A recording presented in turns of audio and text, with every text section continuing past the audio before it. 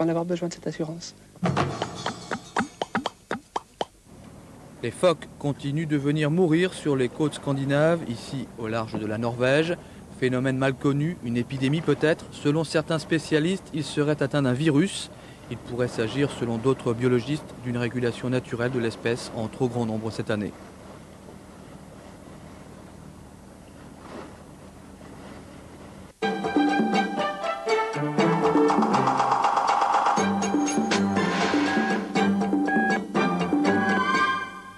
Aux États-Unis, le soleil brûle les terres du Middle West et la sécheresse menace. Plus d'eau, plus de blé. Résultat, les cours des céréales s'envolent. Cette brusque flambée des prix comporte une réelle menace d'inflation. Et pour les marchés financiers, inflation rime avec hausse des taux d'intérêt, sorte de remède miracle. Alors qu'entre l'Allemagne et les États-Unis, un bras de fer s'engageait pour relever le loyer de l'argent, voilà une inquiétude supplémentaire.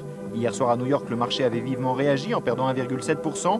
Aujourd'hui, la bourse de Paris n'est pas restée insensible à ces mouvements. En baisse à l'ouverture, elle s'est tout de même repris en clôture, mais le bilan de la semaine est négatif.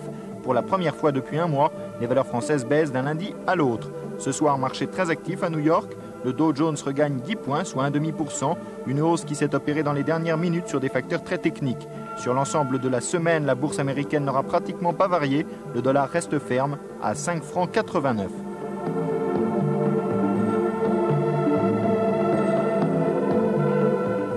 On apprenait cette semaine que les agents de change avaient perdu 500 millions de francs en bourse. Depuis, le personnel s'inquiète. Il va falloir rembourser et les petites bonifications de fin d'année risquent d'en faire les frais. Pour protester, ils ont décidé de faire grève lundi. Les cotations seront suspendues. Affaire à suivre. Oui. Alors oui. Le pouvoir de dire oui, c'est oui. Oui.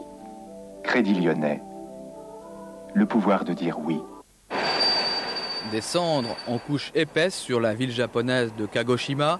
Ce sont les émanations du volcan de Sakurajima, entré en éruption 3 fois dans les dernières 24 heures et près de 120 fois depuis 6 mois. Les Japonaises qui ont l'habitude se contentent d'ouvrir leur parapluie.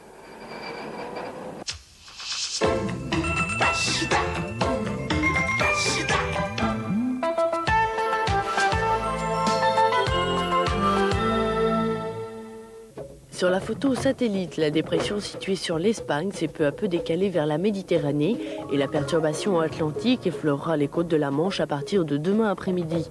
En détail, demain, de l'Aquitaine et des Pyrénées au Massif central et aux Alpes, les nuages seront encore nombreux le matin. Seul le littoral méditerranéen aura du soleil grâce au Mistral. Mais au fil des heures, le ciel se dégagera bien sur la majorité des régions du sud.